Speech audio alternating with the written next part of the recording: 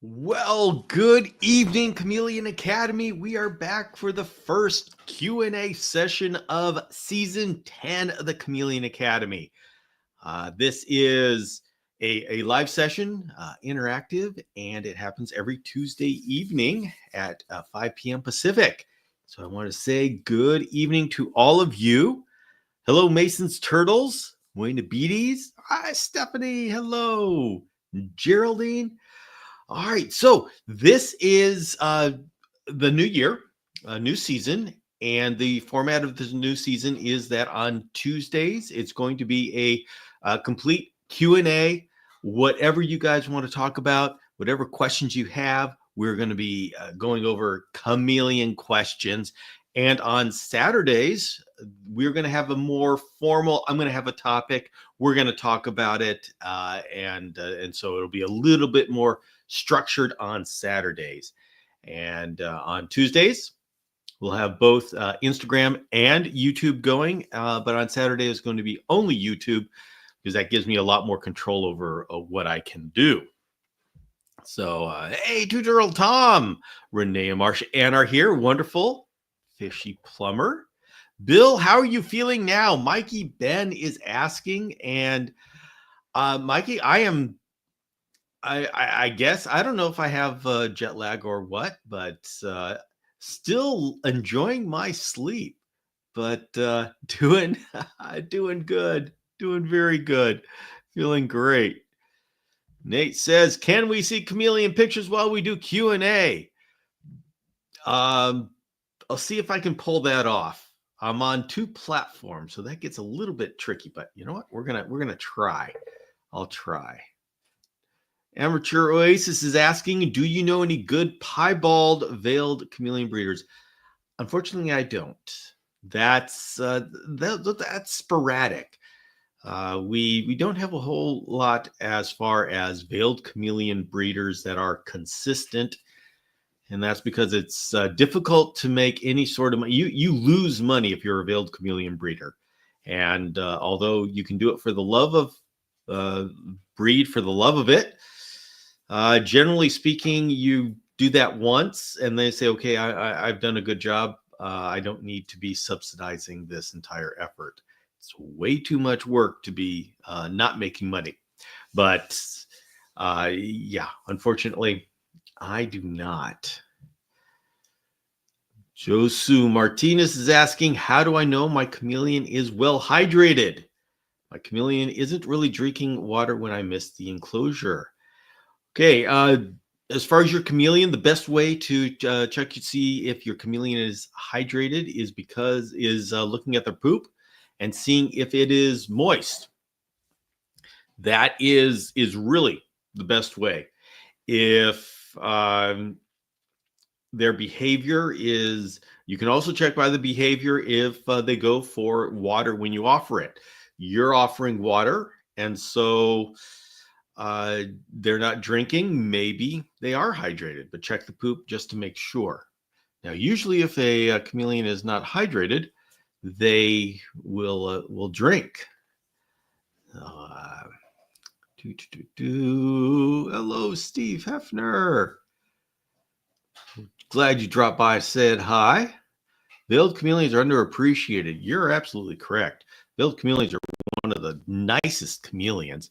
The problem, of course, is they're too good at breeding, and so they become so cheap that people don't want to, that can't breed them. Literally, they can't breed them. The only people that can breed them are these mass breeding farms, and then, of course, we lose our the personal touch. So, hey, Annabalistic. Black Eagle says, welcome back from Madagascar. Thank you very much. Glad to be here. Says Mikey Ben's asking, is there anything you plan to do different for Madagascar 2026 compared to this past trip? And that is something that I'm evaluating right now. There's some small things that I'm going to be saying, yeah, I'd rather have these things included in the full price. But as far as large things, as in differences in the itinerary, That's what I'm evaluating right now. And honestly, this trip, this itinerary that I did now is so perfect. There's so much that we see, so many species that we see. It's going to be really hard for me to say, okay, let's change the itinerary. I've asked for some sample itineraries for other areas, but frankly, it's going to be hard to. It's got to bring a whole lot for me to say, yeah, okay, we'll switch it up. So,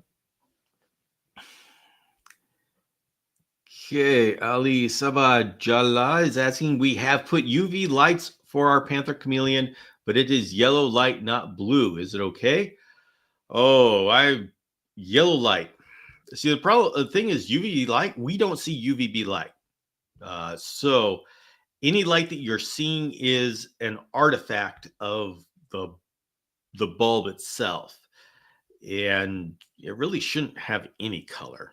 It should You should see white light, but that's not the UV part of it. So I don't know what kind of light you're talking about. If it's yellow light, not blue, it should be clear. I know the regional differences are they're just going to have different lights, but careful about that one. I would definitely get a solar meter to make sure it is what you think it is. Let's see. Nate's asking Bill, how did all your chameleons do while you were away? They seem to be doing fine. It was a really rough time because it was very low humidity, but my wife Yvette, my daughter Megan, and all the people that came to help all did a lot of did good stuff, and were able to take care of all the chameleons, and so life is good. It's good. Do you Joseph is asking, do you recommend Honelii over veiled and panthers? They're just different species. It depends on what you want in a chameleon. They're great species, little helmeted chameleons, great species. So I wouldn't say I'd recommend one over the other species. It just depends on what you want. They're all nice. Amateur Oasis says, recommend any good Parsons chameleon breeders. What part of the world are you living in, Amateur Oasis? That would determine who you have access to. Now, for those that are interested, I actually right now have two unrelated pairs of wild-caught yellow giant Parsons chameleons, and they need to find new homes. And so if you're interested in starting a Parsons chameleon breeding project, get a hold of me at my email address, bill@chameleonacademy.com. And I've got two pairs of Parsons chameleons that I could we can talk about you starting a Parsons breeding project. So they said it was heat light and UV light at the same time. Okay, well then it may be what they say it is. East Coast USA. Well, okay. Well, in the United States, we do have a number of Parsons breeders that are coming up. I would go to Facebook, and they have some Parsons pages there. Thing is, I haven't gotten any Parsons chameleons from the Parsons chameleon breeders, and so I wouldn't be able to personally recommend because of experience. I'm not saying there's any good or bad. I just don't know personally. But I do have the wild card if you want to do the breeding a project of your own. How was the trip? The trip was great, Kathleen Clark. It was excellent. We all had a great time. We saw a great number of species. It was really, really cool. It was an amazing experience. So Hannah says, my female panther chameleon died a few days ago. I didn't know they could have cancer. Yes, they can. Chameleons can get cancer. It is unfortunate, but it does happen. Geraldine's asking, did you see any fish scale geckos? I did not. That is one species I did not. Now, see, It's interesting. There was a bit of a dry period that we didn't expect. They didn't expect. Nobody expected it. But Rana Montana was a lot drier than expected. It was a pretty hard hit. So yeah, we didn't see all of the species that we expected that we might see. So, and Mason Searle is asking, Bill, how big of a group of people did you go to Madagascar with? 8 people. And there's room for 10 people. I did have 10 people signed up. 2 people had to drop out because of health issues. But that's about the size of 8 to 10 people is about the size of the group that I want to go with. Anything bigger than that, and you're starting to get cramped. And the larger the group, the harder it is to get everybody around taking pictures of chameleons. So I think 8 to 10 is the maximum. Hello, Captain Wiggins. So, can be mistaken, but I think T8 gives off. No, not the. No, T8. It'd be interesting to find the T8 technology. I don't know that we can find the T8 technology. And hey, Matthew. Oh, Alpha Reptile. Hello, Mike Taitula. All right. This is a message from Mike. I got a bottle of World Cola. For those who have been listening to this show, you know World Cola is the cola of Madagascar. And I'll be getting together with the famous YouTubers, the Madagascar YouTubers, and we're going to be having a toast at Animal Con this year. Let's see. Matthew says, "See, you had a great time. James spoke to me a lot." Yes, we did have a great time. So let's see. So TT says, "I just got a new chameleon. It's a baby. It's smaller than my pinky. And is there anything I can do for it? I just got it 2 days ago." There's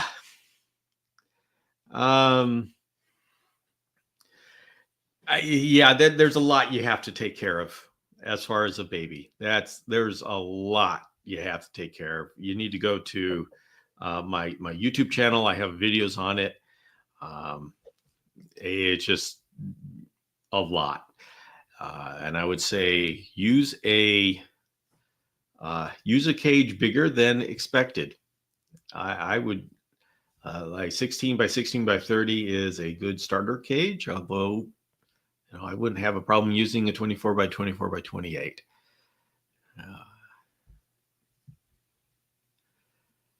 So are you presently working on new species profiles? The Chameleon Academy website recently found that Chameleon namaquensis are being bred. I am working on new species, but I will be adding species profiles that are more commonly kept, like the carpet chameleon, like the shamrock chameleon. I probably won't be the Namaqua chameleon is way down the list because it's very rare and very few people will actually be working with that species. And if they are working with that species, they have direct communication with the breeder, and that's the best source of education. And Alpha Reptile says, only one bottle. Yes, only one bottle. We're going to have shot glasses of this thing. Yeah. Hello, Halter, J Halter 88. So, let's see. Hello, Paige. Very good to see you.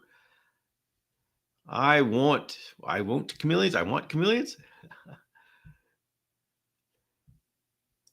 Yes, chameleons are awesome. Hey, Chameleon Collective. Good to see you.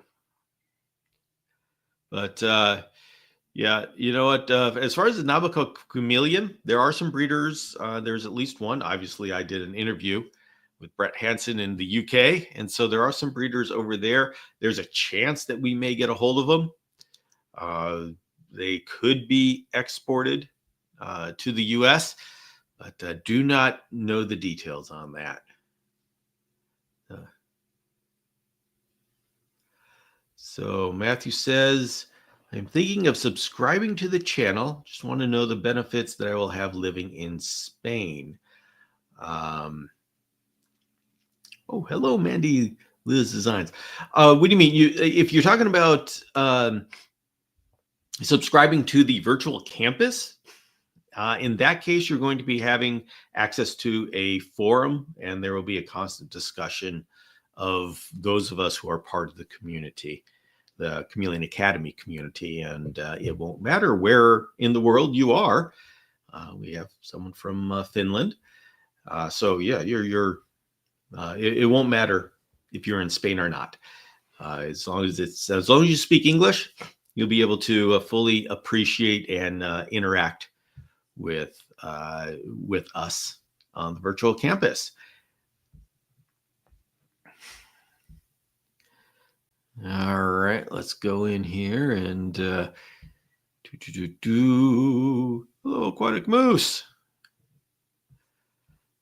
Bill, have you heard anything about LEDs being bad for your reptile's eyes? I've heard a lot of this, but I haven't seen a whole lot of evidence. So it's one of these things that LEDs being bad for reptile's eyes is one of these things that's bouncing around the internet constantly, but I haven't seen any evidence of it. Chameleons know what the sun is. They know not to look in it into bright light.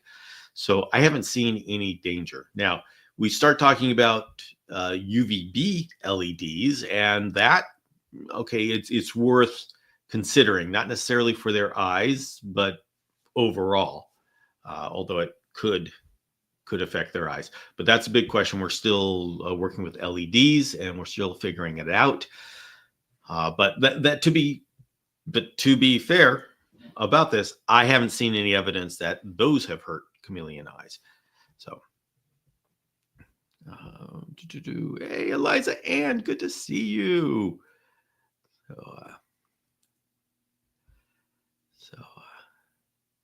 Somebody says someone recently shipped some Namaquensis to the U.S. from Europe. Hey, okay, so we've got Namaquensis here in the U.S., it looks like. All right.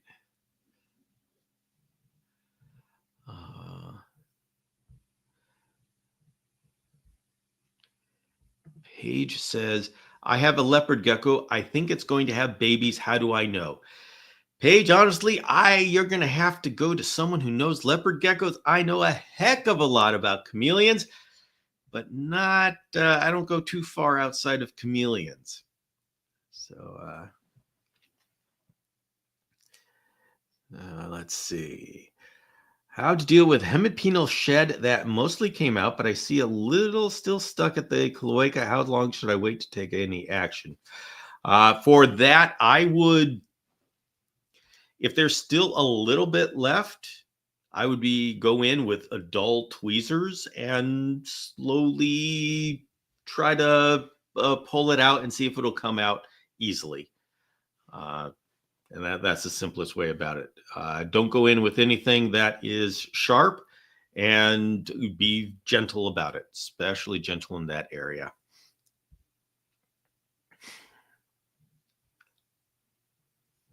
So,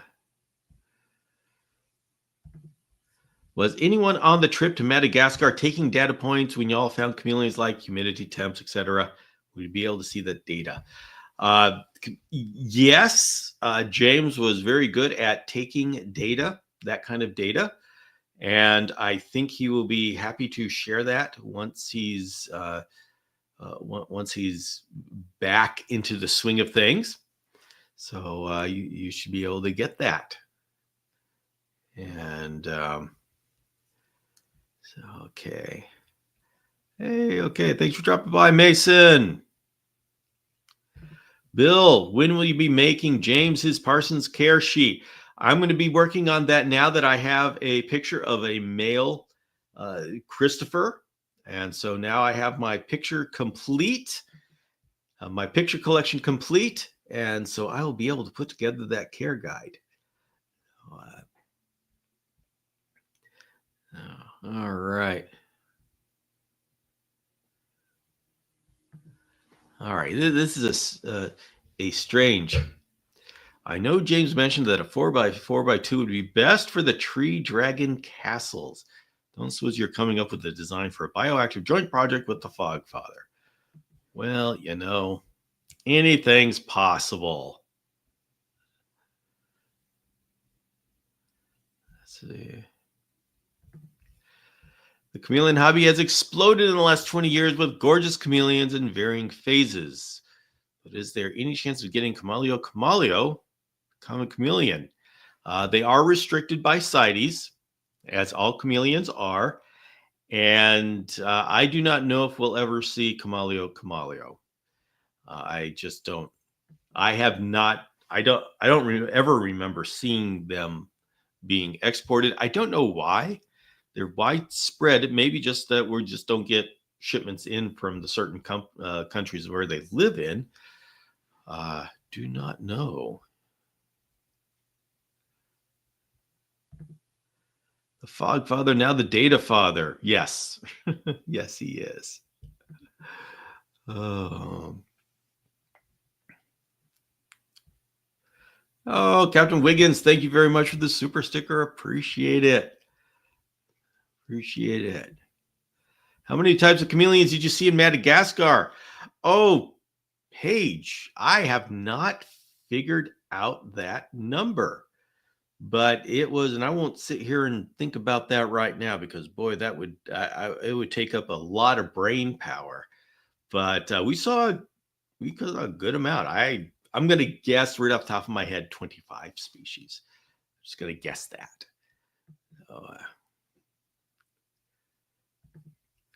So I was curious if anyone here lives the 12-hour rotation life, and if so, is it working well for you? Yeah, my lights are on the 12-hour. They're generally on a 12-hour cycle, and it seems to work well. It seems to work well. So, best UVB for hatchlings, CFLs or regular T5HO 5.0. So Mandy Liz Designs is asking how to give UVB to hatchling chameleons. And the reason why this is a tricky answer and a very good question is because generally speaking, people keep baby chameleons in smaller cages. The smaller the cage, the more you have to worry about overpowering the entire area, because when you use these like a T5 UVB, you are going to be blasting through this cage. And so this is actually where knowing how these lights works really helps you, because this is where those weak CFL bulbs actually are useful. If you've got a small chameleon cage, you want to make sure that you've got UVB at the top of the cage, but that it's not blasting the entire cage. So either you use a T5 and you raise it far up above the cage, and I'm saying a 5.0, I would have a UV index of 3 at the top of the cage. So maybe an inch down, have UV index 3. So raise the light up, maybe 6 inches. I'd have to actually test it. Or else you can use the CFL, which is a lot weaker. That's good. In Madagascar, how many species are there? There are, I don't know, probably hundreds of species in Madagascar. Lots of chameleons there. And here, I'll show you an example of this cool little guy that I got in Madagascar. On Saturday, I'm going to be starting to have, during our Saturday sessions, I'm going to have a halftime where I'm going to have a sponsor of the show, and I'm going to do start doing giveaways. I was supposed to do it last Saturday, but I forgot. I was showing too many pictures, but this is a wood carving. I'll be giving this away during one of my shows. Got this cool refrigerator magnet. For some reason, they make chameleons look like anteaters, but hey, that's Madagascar for you. So Black and gold. I remember that we went over how to say your first name. Kanoa. I knew I was going to have trouble remembering that. Did you travel with the tour or just with other chameleon enthusiasts? Kanoa, I went with my own group. I put together a group of Chameleon Academy people. And so I went with my own group with my own itinerary to see the species that I wanted to, that I believe would be best for my community. So I specifically put together an itinerary that would give us a wide experience of different areas, and it would cover the most common species that are exported, and so people can experience what the environment is that the chameleons that they are taking care of live in. So it was between Ranamafana and Andasi Bay mostly. And the thing is, when you get north of there, you get a lot of Pardalis species, but you also get a bunch of species that you just don't see in captivity. And so they're really cool to see. But I wanted a trip where the people could experience what their chameleons were experiencing, to try to have them come home and say, how can I recreate that in my environment? Because of course Chameleon Academy is very much about husbandry and getting the natural husbandry and bringing it into our homes.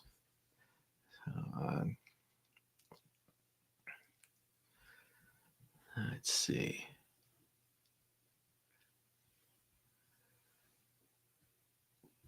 So okay. Anyway, so let's see. This is another one that I've got. This is of a ring-tailed lemur, and these are found on the Anja Reserve by Ranamafana. And in my trip, we do go by the Anja Reserve so we can see the ring-tailed lemurs.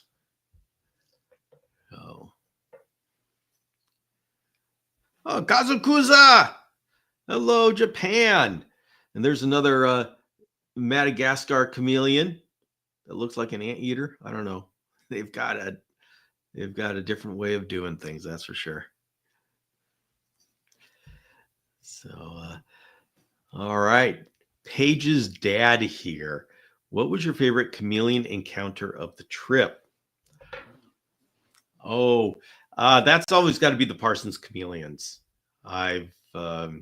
Those are always the fun ones to see, and we see 4 different varieties on this itinerary. I see the yellow lip Parsons. I see the Christopher, the subspecies Christopher, the yellow giant, and the orange eye. And I think what's very cool is you get to see them from different areas in Madagascar. So we do a lot of traveling, and that was I'd say that was my favorite encounter. Now, I think my favorite encounter overall was the lemurs that mugged James, who James Cross is someone who went with us, and he would always get up at the crack of dawn and go. He wanted to go get his coffee, and no matter where we go, he would get up and he would make them. As soon as they would open the kitchen, he'd get his coffee.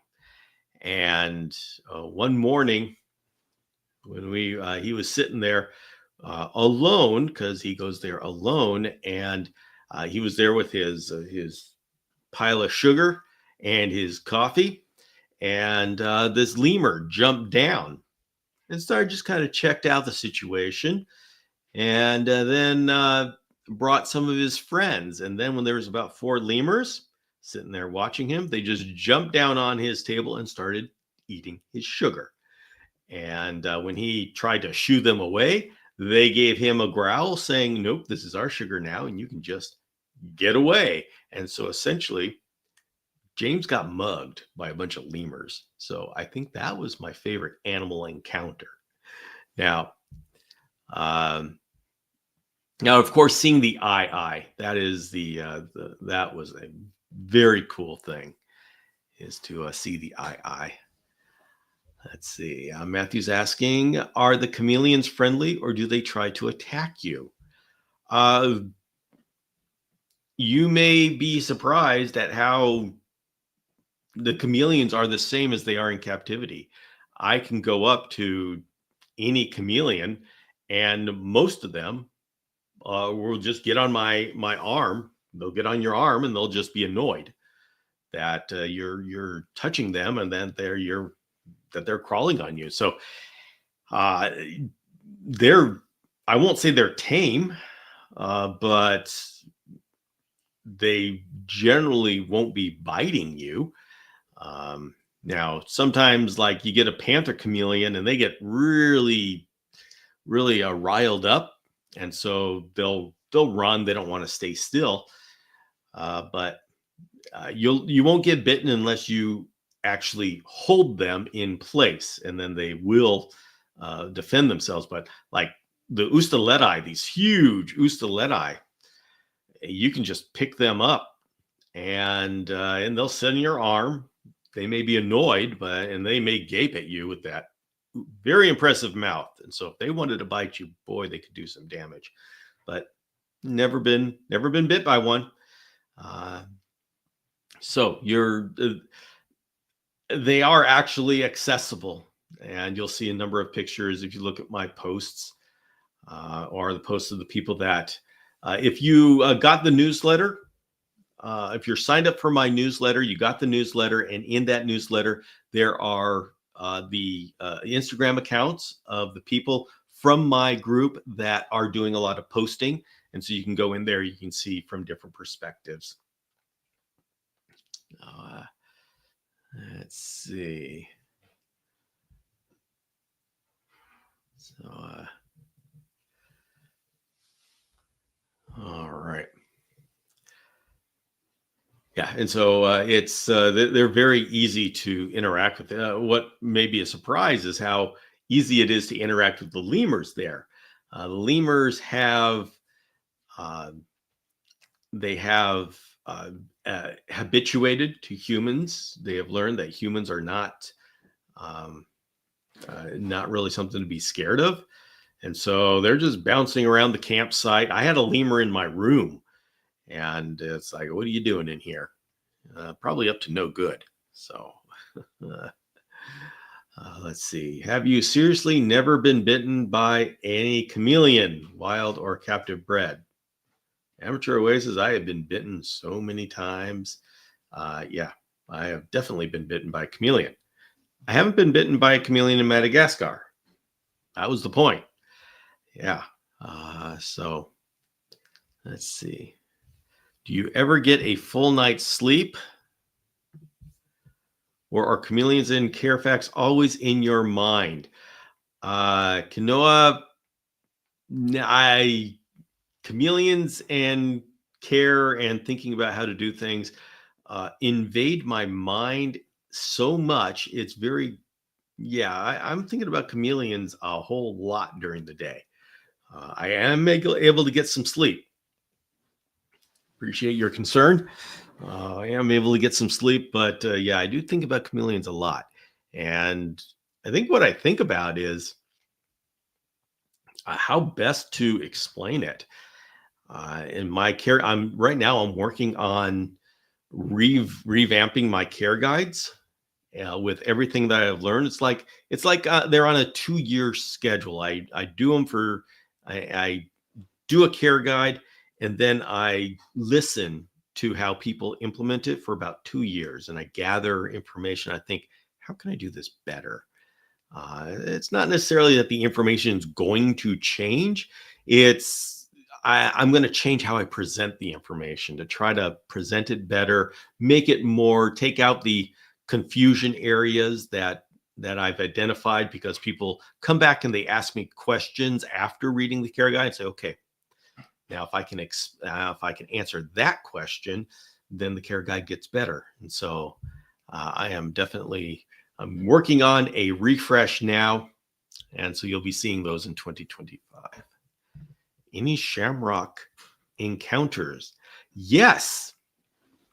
We're talking about the Kaluma Ashonasii. And yes, we were able to see those in Ranamafana. Absolutely beautiful. And we saw them at night. And they were actually very easy. We could do that by walking along a road, and we would see them.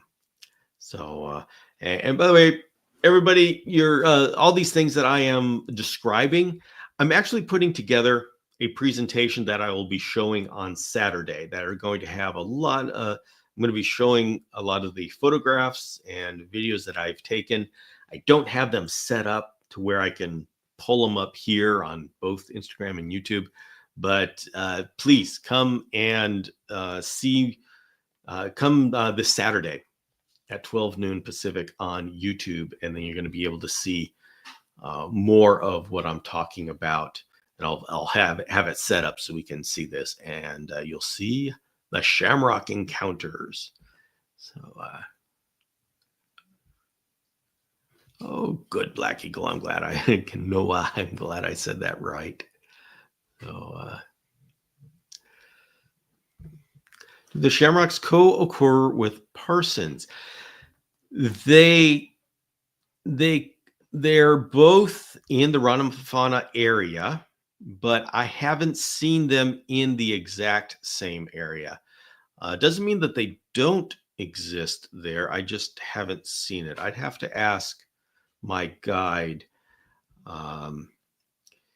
Thing with the Parsons, we have to go where the Ashonasii is very dense, and so I'd be surprised. You know what the answer is? I don't know. But I know in the Ranamafana area we did see both Yellow Lip and the Ashonasii, just not together. So let's see. Matthew's asking, what snakes did you see? Unfortunately, I'm not very good at the snake names, and so we did see some snakes. I'm going to try to get that together. We did see a leaf nose snake. That was very cool. But I'm going to have to actually do some research when I put together my slideshow to where to actually have the right names for the snakes. Now, I do know about the Sanzinia, the boas, and we did not see any of the boas this trip. I saw the boas last time, but not this time.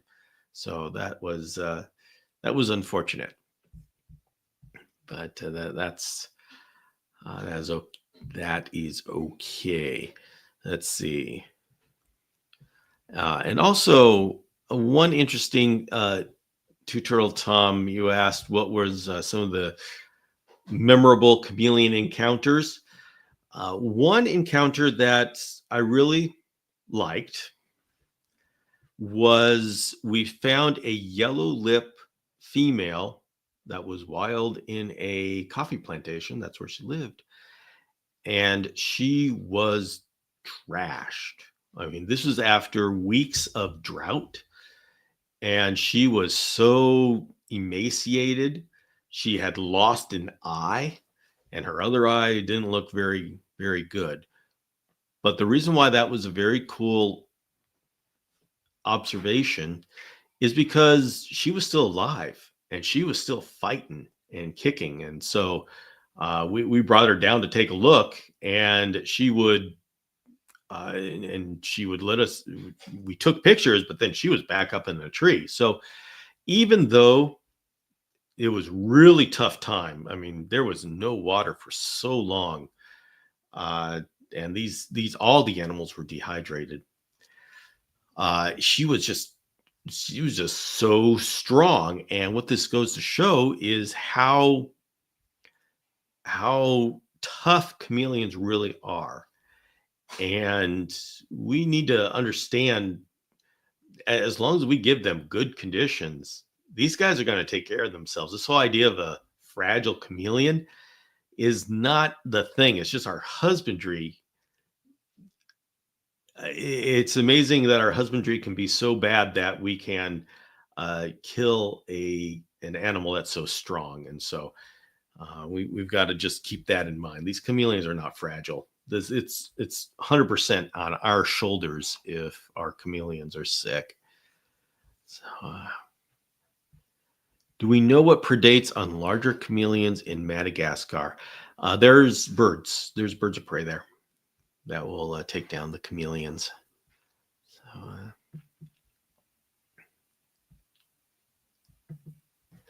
kind of vegetation did you run into chameleons mainly?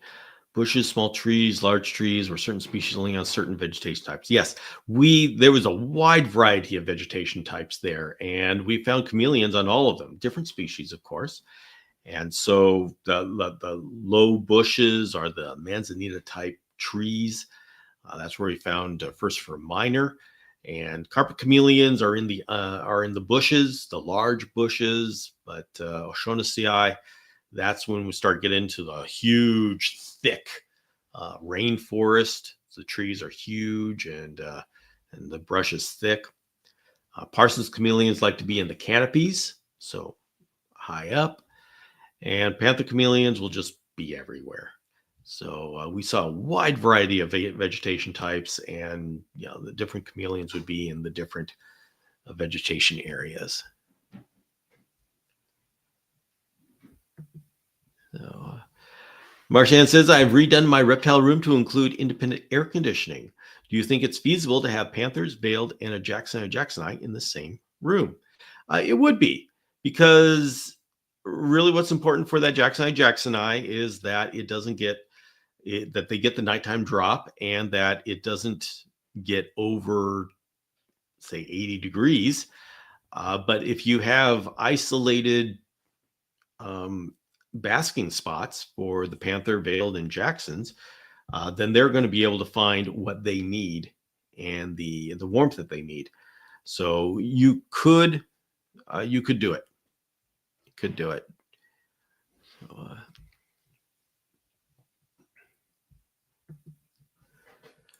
see. Turtle Tom says, what would you say is the most frequently encountered species during your trip? Panther? Actually, Ustaleti. Ustaleti would be the one that was the most widespread, and that we saw from every part of our trip generally had Ustaleti somewhere around there. And it's amazing where they would end up. It's like, gosh, you're crossing the road in this desolate area. What the heck? Where are you going? Where are you going, and why? Let's see. Noah says, do you think chameleons would properly hydrate themselves if they were given more weather cues instead of just getting drenched? Oh, okay. You're talking about in captivity. So I think what he's talking about is when the chameleon's just sitting there and all of a sudden the misters are turned on, they have to say, what the heck? What's going on? I think I am more and more of the opinion that we need to do fogging at night, that is how they maintain their hydration. And it's going from, hey, this is a cool new idea, to this is a solid idea, and it really stabilizes their hydration. And so I am in 2025, I'm just moving straight into this is the way to do it. The whole idea of misting your chameleon with misters during the day, yeah, it's worked, but it's really, I don't think it's the best way to do it. And I realize that is upending a couple of decades of how we have done it, how I have done it. And so that there's going to be a lot of unease in the community whenever there's some change, but more and more, I think we've just got to accept that is establishing a base layer of hydration through fogging at night. I believe that's the way going forward. That's the way we should do it.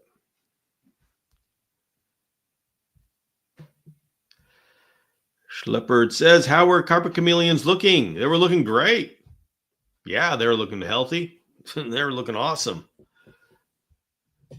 And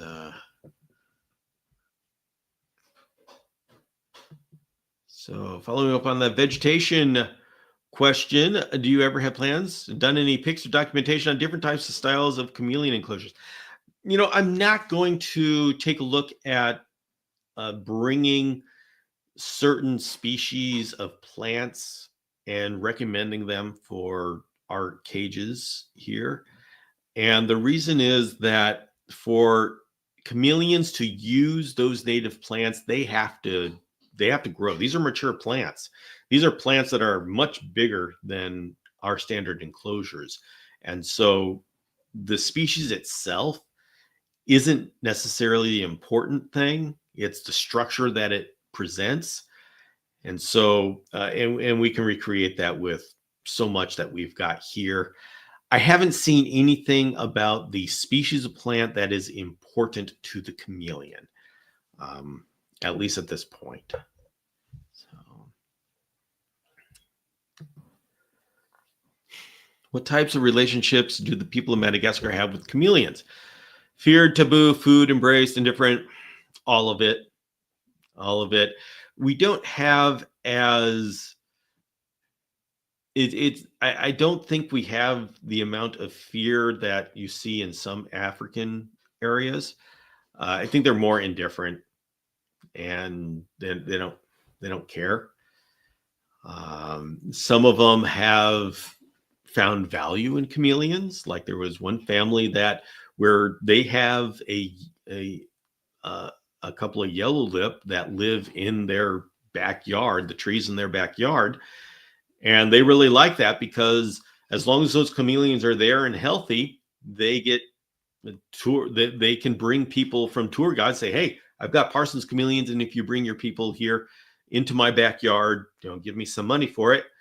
Uh, you can see those lizards you like so much, and so this is a way that these Parsons chameleons just living their lives are being protected by the people because it provides a little income for the people. And this is the cooperation that we need between the people that live there and the Parsons chameleon. So they are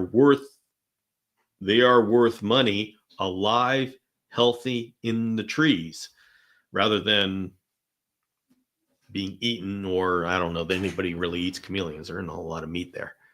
So, um, and the answer is lots of different, mostly indifferent, and mostly people saying, having no idea why we care so much about seeing these things.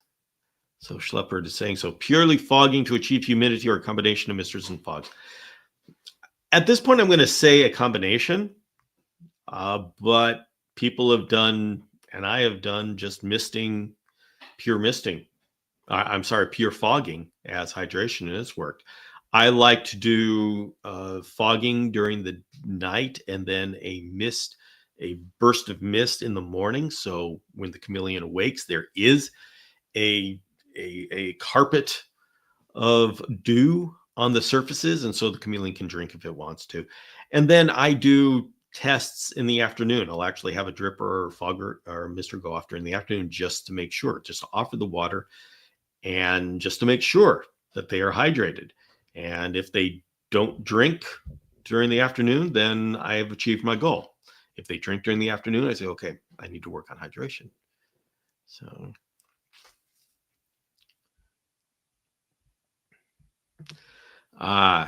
asking about the structure of the setup and density of foliage. That is the thing is, there's a lot of, let's take the carpet chameleon. You can find them in some very bushy, dense bushes. And of course, they're doing that for protection. In captivity, they don't need that protection. And so they really don't need that dense bush. I see what you're saying. And I'd have to think more on how to effectively transfer the structure of the bushes and branches of where they're found. I've put a lot of thought into the humidity and the hydration of the area, but not the actual structure. I don't know that that's important. I'll have to think on this question a little bit more. And luckily, we have many weeks, and so we can think about that. So, let's see. Hey, Bill, wondering how long until panther chameleons slow down on growing? For a lot of different answers. There will be a lot of different answers because there isn't a one answer. About a year, but it really depends on the conditions, the temperatures that they're growing under, how much you're feeding them. So it's one of those things where there isn't one answer, and you just got to watch what the condition is with your particular chameleon. Getting a hybrid cage. What do you think about a fan? Sprat photography. It depends on your conditions. I think a fan is a great thing to have, and just as an option, so you can turn it on if you need more airflow. Depends on which cage you get. If you're doing things like the Dragon Strand cage, there's a lot of airflow because I have a very large screen panel at the bottom. So, yeah, a fan is great to have around no matter what because it gives you the option. So Kanoa says, isn't it strange that chameleons aren't more revered in their culture? Yeah, there's so many different tribes, people groups, and they all have a different take on things. And I think the most dramatic thing is like with the eye. That's a bizarre looking, weird looking lemur. And the Malagasy people have decided that it looks like a demon, and so it's bad luck, and so they kill them. And some of these groups have had to take eyes and put them on an island with guards to protect them. So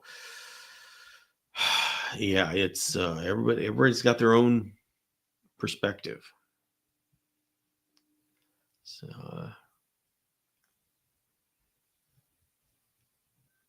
hey, Amy's Reptile Adventure, good to see you here.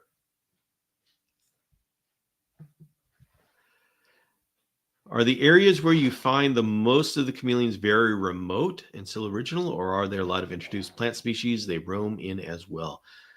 Annette, there's so many introduced plant species there. You see a lot of lantana, even stuff from the West Indies. I think pothos is there, but lots and lots of introduced. And there's a lot of eucalyptus, a lot of pine trees.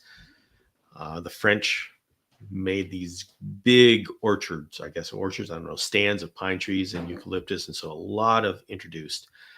And we find chameleons on both introduced and in natural areas. They're pretty adjustable. See, they can adjust to different species. They cannot adjust to different areas. So if you lose the canopy, Parsons chameleons aren't going to be able to adapt to shrubbery. So it is a huge problem. But my Jackson's chameleon may start getting tail rot, but I don't know what medicine to get or how. The thing is, you need a vet to cut off the infection and then give antibiotics, but that would be with a vet. You'd have to get a vet that would be willing to give you antibiotics in a dilution that would work for a lizard. Mookie says, what do you think of hybrid panther chameleon breeding? Do you mean crossing the locales? I generally discourage it because it often creates a mess instead of a wonderful combination of colors. But I don't have any moral problems with it, as long as you present it as this is what it is. Now, unfortunately, once you cross the locales, you can't uncross them. And so I discourage crossing. There are some crosses that are spectacular, and there are some crosses that continue, like the whole Burple Umbanja thing. Those are a cross of different locales, and so that's created its own little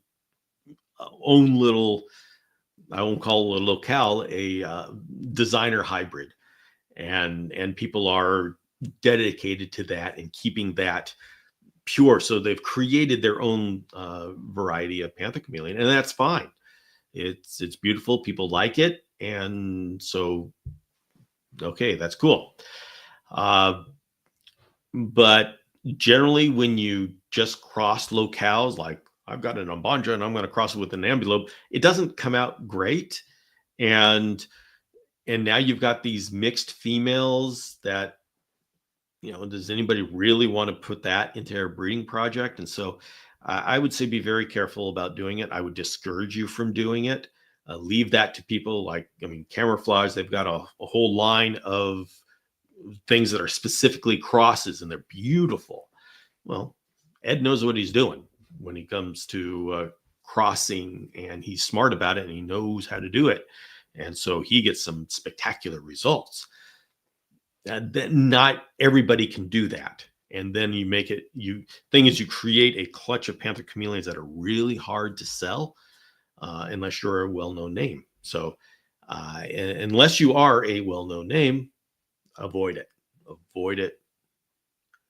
Yeah. How can I find a vet on Oahu? You're just going to have to find a vet. You're going to have to call around and see who's going to see a chameleon.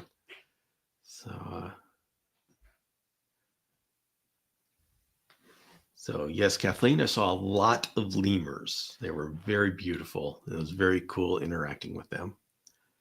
So, do blue panthers get killed by predators and get captured by people easier? They get captured by people easier. I don't think if you go to Nosy Bay, you're not going to find any blues in the wild because they've been picked clean by collectors.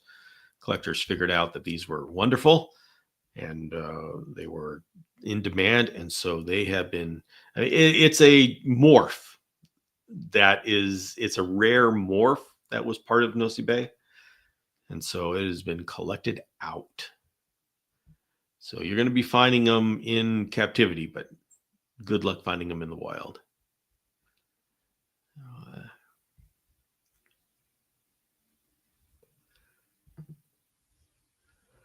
What was the single best tip you can give me for my captive carpet chameleon coming tomorrow morning? First time keeping the species. The single? Well, I hope you have it already set up. But the single best tip is to watch your chameleon and learn its specific mannerisms.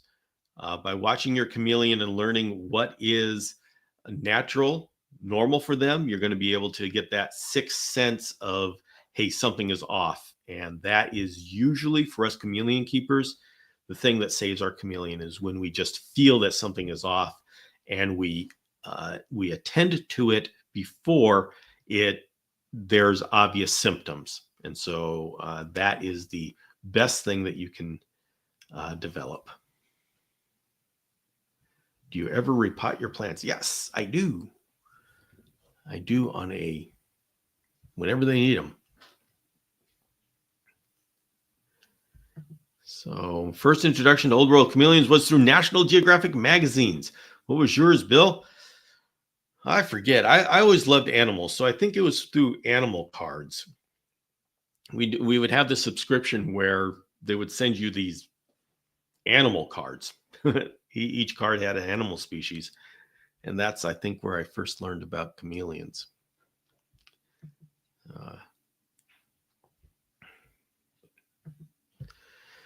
Well, did you have any interaction with chameleon collectors or exporters? Did not. We were on national park land, and so we wouldn't have the collectors or exporters there. You have a sense the export trade is ethical and sustainable. Tutorial Tom, that's a difficult question. I would say that the export trade that is ethical is sustainable, as in the CITES supervised trade is ethical, and it's by definition sustainable, supposed to be. The trade that goes beyond CITES and beyond regulation is not ethical and is not sustainable. So the smuggling area, a part of it, that can decimate species, decimate areas. The legal trade, like 2,000 pardalis a year, I'd say that's ethical and sustainable. So I know no system is perfect, but CITES is doing a pretty good job as far as I can tell.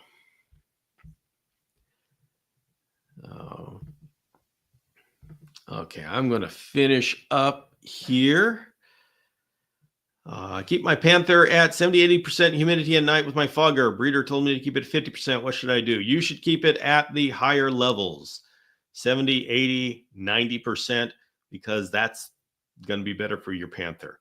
I know I usually say go do what your breeder says.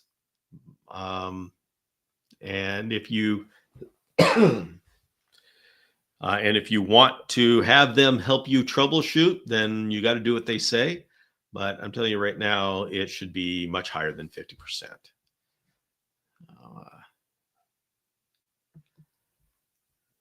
All right.